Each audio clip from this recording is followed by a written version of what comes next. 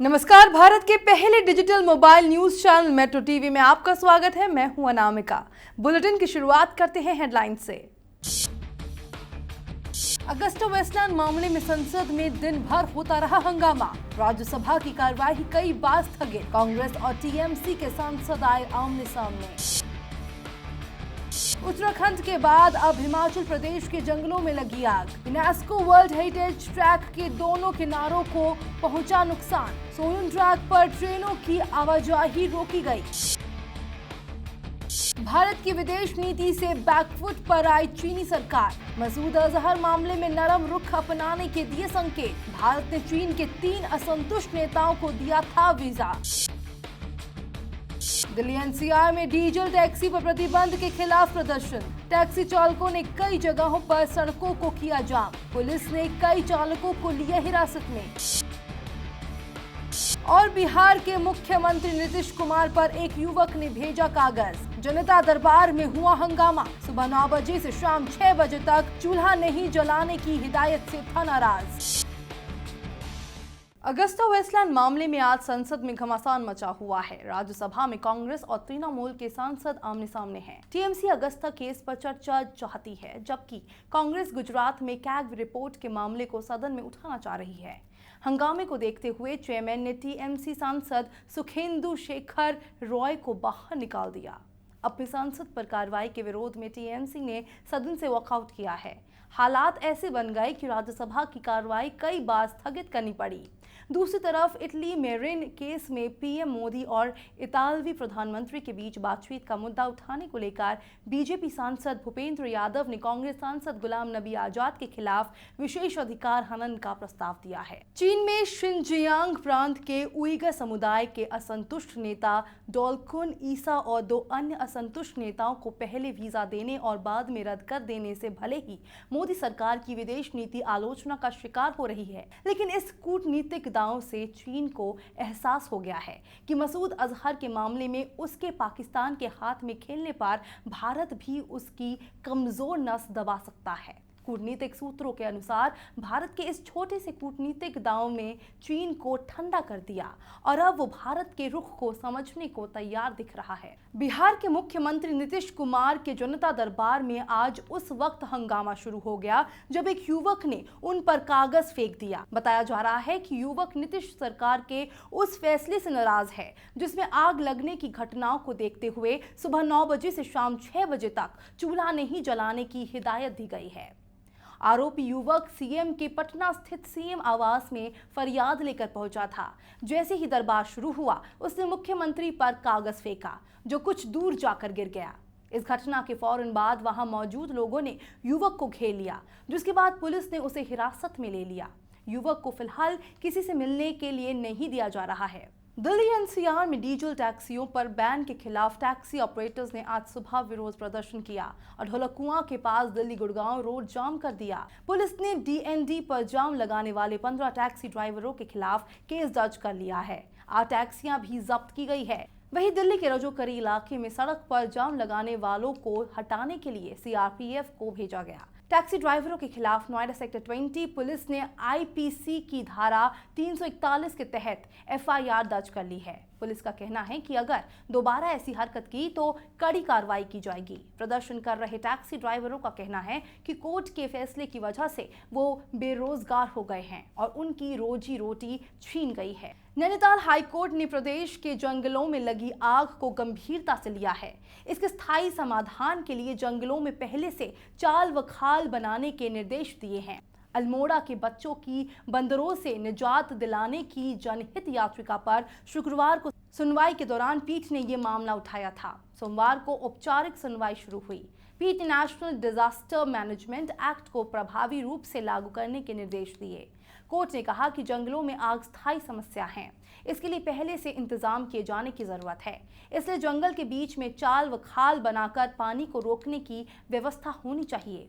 संयुक्त खंडपीठ ने केंद्र और उत्तराखंड सरकार को मामले में जवाब देने के लिए नोटिस जारी किया है। अगली सुनवाई 9 मई को होगी। उत्तर कोरिया के तानाशाह किम जोंग उन एक बार फिर बेतुके फरमान को लेकर सुर्खियों में हैं। ब्रिटेन की रिपोर्ट में दावा किया गया है कि किम जोंग उन ने देश में होने वाली सभी शादियों और अंतिम संस्कार रोकने का फरमान सुनाया है। खबर है कि तानाशाह ने ये तुगलकी फरमान इसलिए सुनाया है क्योंकि इस हफ्ते उनकी ताजपोशी होने जा रही है। बीते 4 सालों में किम जोंग उन ने नॉर्थ कोरिया के सर्वोच्च नेता के तौर पर खुद को स्थानापित कर लिया है और अब आधिकारिक तौर पर उनकी ताजपोशी होनी है। कश्मीर में अलगाववादी संगठन को लेकर अब तक कड़ा रुख अपना रही केंद्र सरकार ने यू टर्न ले लिया है। पाकिस्तानी नेताओं से अलगाववादियों की मुलाकात और बातचीत पर अब तक रोक लगाने वाली सरकार अब इसे हरी झंडी देती नजर आ रही है। बीते सप्ताह संसद में दिए गए एक लिखित जवाब में विदेश राज्य मंत्री वीके सिंह ने कहा, जम्मू कश्मीर भारत का एक अभिन्न अंग है और कश्मीर के अलगाववादी नेता भी भारतीय नागरिक है। इसके चलते वो किसी भी देश के रिप्रेजेंटेटिव से मुलाकात और बात कर सकते हैं। पीएम नरेंद्र मोदी की शैक्षणिक योग्यता को लेकर चल रहे विवादों के बीच कांग्रेस ने उनकी जन्म तिथि में विसंगति होने का आरोप लगाया है। पार्टी ने गुजरात विश्वविद्यालय द्वारा मोदी की स्नातकोत्तर डिग्री की जानकारी साझा करने के समय पर भी सवाल उठाया। विश्वविद्यालय ने पहले जानकारी साझा करने से इनकार कर दिया था। गुजरात के विधायक और कांग्रेस के राष्ट्रीय प्रवक्ता शक्ति सिंह गोहिल ने भारतीय चुनाव आयोग से आग्रह किया है कि वो पीएम मोदी के शैक्षणिक योग्यता के कागजातों में कथित अनियमितताओं पर सख्त संज्ञान ले। गोहिल ने नरेंद्र मोदी की डिग्री और चुनाव के हलफनामे में अलग अलग जन्मतिथि दर्ज होने का आरोप लगाया है। कांग्रेस कार्यकर्ताओं ने यूपी में एक पोस्टर जारी किया है जिसमें राहुल गांधी सिंघम के रूप में नजर आ रहे हैं। गोरखपुर के विभिन्न इलाकों में लगाए गए इन पोस्टरों में सभी प्रमुख दलों के नेताओं को राहुल गांधी से माफी मांगते दिखाया गया है। इनमें मुख्यमंत्री अखिलेश यादव, बसपा सुप्रीमो मायावती, भाजपा प्रदेश अध्यक्ष केशव प्रसाद मौर्य और असदुद्दीन ओवैसी को राहुल गांधी से माफी मांगते दिखाया गया है। इसके अलावा राहुल गांधी के मार्गदर्शन में उत्तर प्रदेश में कांग्रेस सरकार बनाने का दावा किया जा रहा है। दिल्ली से फैजाबाद जा रही पदावत एक्सप्रेस के 7 डिब्बे रविवार रात करीब 9 बजे हापुड़ के ब्राजघाट और गढ़ के बीच पटरी से उतर गई। हादसे में कुछ यात्री घायल भी हुए हैं। प्रत्यक्षदर्शियों का कहना है कि हादसे में 100 से ज्यादा लोग घायल हुए हैं।